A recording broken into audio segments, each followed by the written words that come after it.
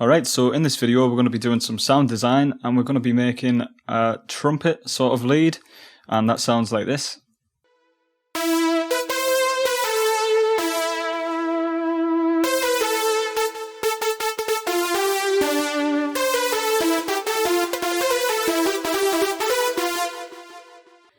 Alright, so the first thing we need to do is obviously load up Spire VST. Alright, and then the next thing we need to do is hit the initialize button to get us to the default saw wave. And I'm going to be playing on my computer keyboard now because I don't have my MIDI keyboard plugged in. And to get that working, I need to go over and click this little button. And now I can play using my keyboard. Alright, so the first thing that we're going to do is go to the unison section here, and we're going to change it from 1 voice to 9 voices. And we're going to put the wide all the way up full.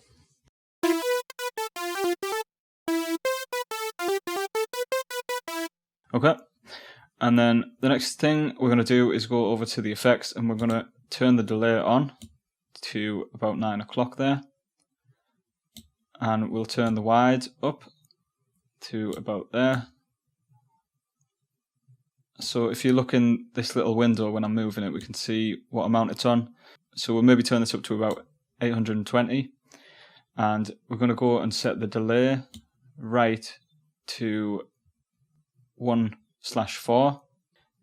And we'll turn the colour up just a little bit to the right. So that should sound like this.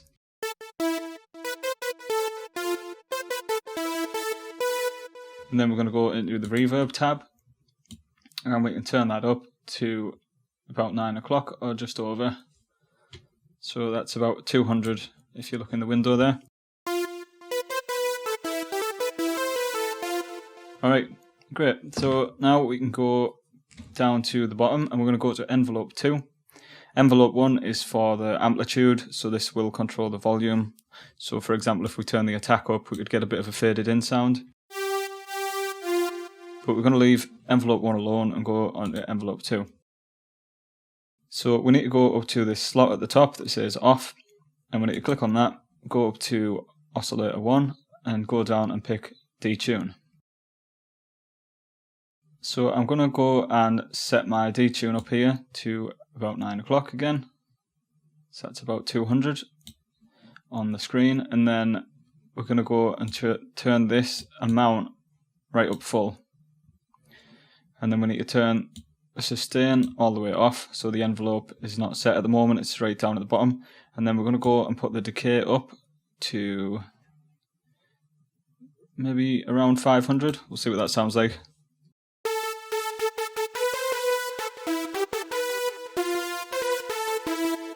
So now we're starting to get that trumpet sort of sound, so we can play with the decay a bit. You could try it a bit lower or a bit higher.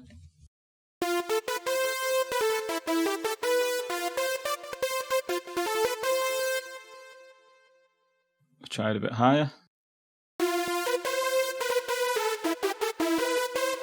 So these are going to give you slightly different sounds.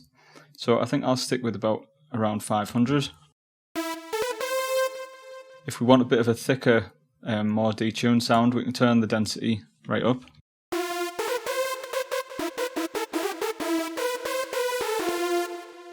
And we can play with the detune here.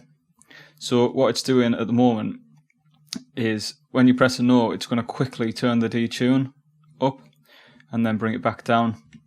So this amount that it's at is the amount that it's going to go down to after this quick spike.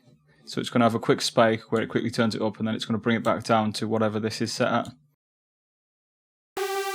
So if we turned it right down, for example, it's sort of not detuned anymore after that initial spike. So we want to set this somewhere around there probably, or a little bit higher if you want it to be more detuned throughout. And then this amount down here is how much it's going to go up when it has this little sharp spike. So we could turn that down a bit if you want a bit of a cleaner trumpet.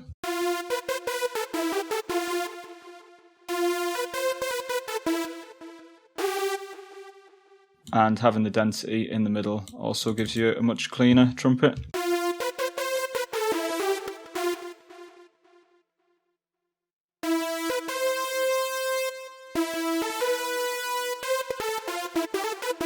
Okay, and then next we're going to go and turn the filter on, so I'm just going to choose Perfector.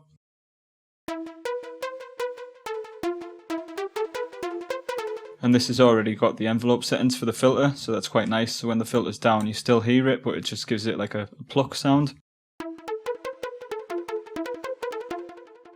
And we can turn the key track up full, and maybe a little bit of resonance.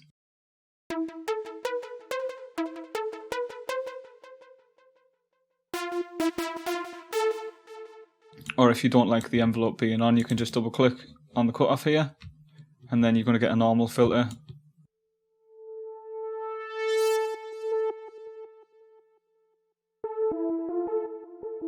But I like the cutoff envelope being on here, so I'll get the pluck.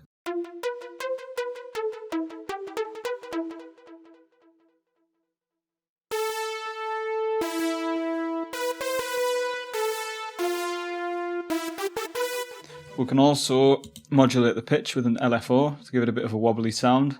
So I'm going to go up to oscillator 1 and choose pitch. And then we can turn the amount up a little bit.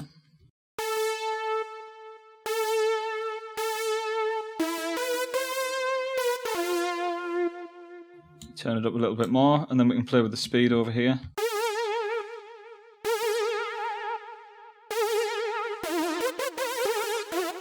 And we've got a fade in control here, so that will have like a bit of a delay before the effect comes in, and it will fade in slowly. And we can just fine tune the amount until we're happy.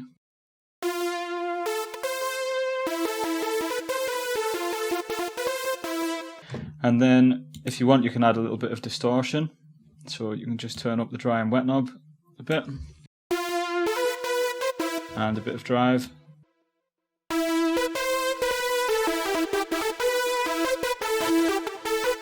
And to add a lot more power into the sound and make it nice and loud, you just need to turn up this X comp knob a tiny bit.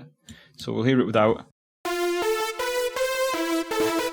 And if you look at the volume bar at the top and see where it is now.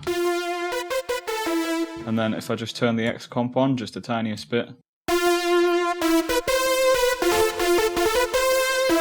See, we're getting a much fatter sound there because it's like a multi-band compressor. So the final things that we can do is add the EQ. So we can boost the high end a little bit if we want to, make it a bit brighter.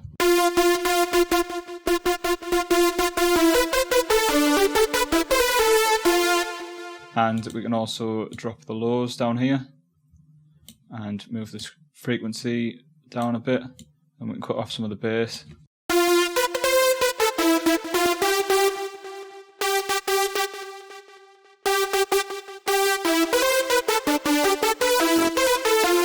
I think I'm going to turn the distortion down a bit because I don't really want it gritty, I want it quite smooth.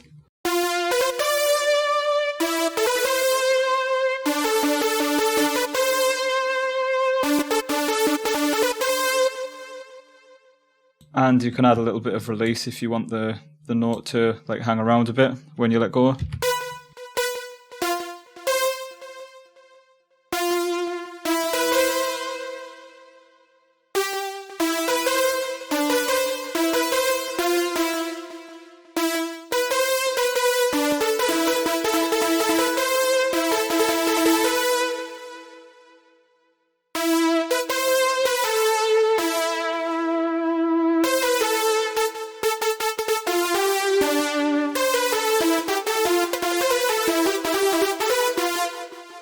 Of course, you can layer this up with other sounds, so you could go on oscillator 2 and add something else like another super saw.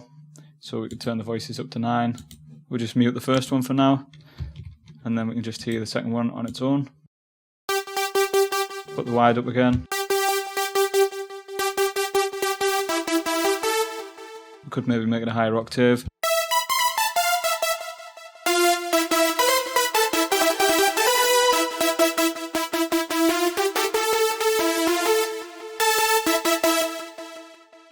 and then we can just mix these with the volume knobs. So now we're adding some like brighter tones with that higher octave.